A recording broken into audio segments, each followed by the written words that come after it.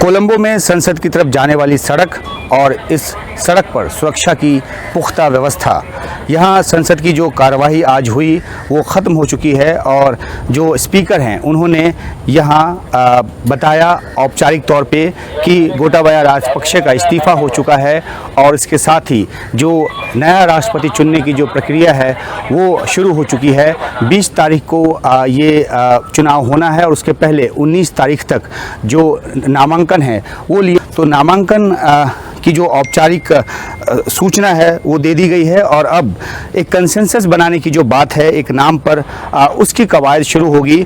Opposition party अगर एक नाम के साथ आगे आएगी तो क्या जो सरकार का पक्ष है उस नाम को मानेगा, लेकिन जो पेंच है वो ये कि रानिल विक्रमसिंघे है जिन्होंने अभी कार्यवाहक राष्ट्रपति का पद संभाला है कि क्या वो अपनी तरफ से जोर लगाएंगे राष्ट्रपति बनने का। वो उम्मीदवार के तौर पे अपने आप को देख रहे हैं, लेकिन प्रदर्शनकारी जो हैं उनको ये बात पसंद नहीं, क्योंकि रानिल विक्रमसिंघे प्रधानमंत्री के तौर पर भी उनको पसंद नहीं थे और राष्ट्रपति के तौर पर तो कतई मंजूर नहीं होंगे, क्योंकि अगले 2 साल तक 2024 तक राष्ट्रपति का कार्यकाल है। 2019 में पिछला चुनाव हुआ था, तो ऐसे में जो भी राष्ट्रपति बनेगा वो 2 साल के लिए बनेगा और रानिल विक्रमसिंघे को क्योंकि प्रदर्शनकारी जो हैं यहाँ की जो जनता है वो स्वीकार करने को तैयार नहीं है, तो एक जो स्टैंड ऑफ है, पॉलिटिकल स्टैंड ऑफ वो बना हुआ है।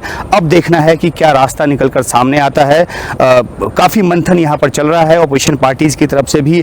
क्या साजिद प्रेमदासा उम्मीदवार होंगे या अनुराग कुमारा दिसानायका होंगे या कोई और नाम निकलकर सामने आएगा, इस बात से पर्दा उठना भी बाकी है। लेकिन दूसरी तरफ ये तो तय है कि रानिल विक्रमसिंघे चाहते हैं कि वो राष्ट्रपति रहें, लेकिन ऐसा होता है तो फिर ये जो प्रदर्शनों का सिलसिला है वो थमने वाला नहीं है, क्योंकि जो आर्थिक बदहाली श्रीलंका में हुई है उसके लिए न सिर्फ राजपक्षे बल्कि रानिल विक्रमसिंघे को भी उसके लिए जिम्मेदार माना जाता है।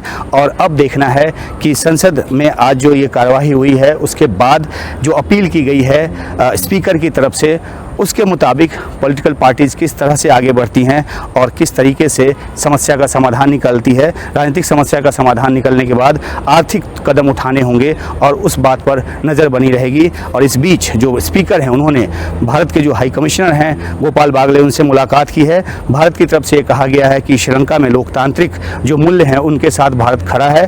पहले इस तरह के कयास लगाए जाते रहे कि भारत जो है वो राजनीतिक तौर पर हस्तक्षेप करके अपनी तरफ से किसी एक व्यक्ति विशेष को या एक पार्टी को या एक दल को सपोर्ट करके यहाँ पे जो नेतृत्व है वो देना चाहता है। जिस बात को लेकर पूरी तरह से भारत हमेशा से इनकार करता रहा है और कहा भी गया है कि श्रीलंका की समस्या का जो समाधान है वो श्रीलंका के भीतर है। हाँ, एक मददगार देश के तौर पे भारत जो है अपनी तरफ से मदद जारी रखेगा, क्योंकि यहाँ के लोग तकलीफ में हैं और यहाँ उनको मदद की ज़रूरत है। तो जो राजनीतिक हालात हैं यहाँ पे और जिस तरह की आर्थिक बदहाली है, इससे निकलने के लिए श्रीलंका जद्दोजहद कर रहा है। देखना है कि मुकाम कब तक मिल पाता है। कोलंबो से उमाशंकर सिंह, NDTV इंडिया।